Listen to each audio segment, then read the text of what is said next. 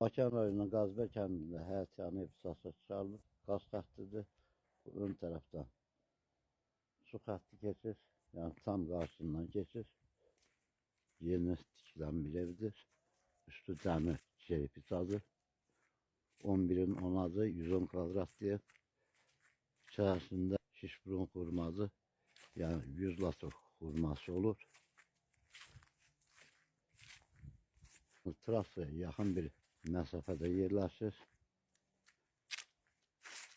Torpaq qiymətlə satılır. 28 sot torpaq sahəsi var. İçərisində maiki, fındığı ağaçlarıdır, arxa tərəfi. Arxası və ev olan hissəsi hər ikisi ayrı-ayrı fırçalar var. İkisi də həyət yanı torpaqdır, yəni pay torpağı deyil. 50 toma fındığı ağaçları var. Möhkəm şəkildə tikilmiş evdir. 200 daş kubikdən tikilibdir.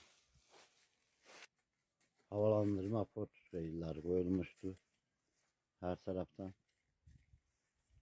Girişində indi koridoru var. Koridordan əlavə 4 otaqdan ibarətdir. Bu hissədə hamam ayaq yolu kimi nəzərdə tutulmuşdur.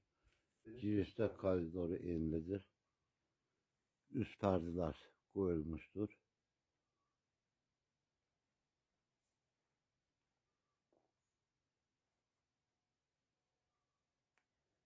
Satışa çıxarılan ev kubcalıdır.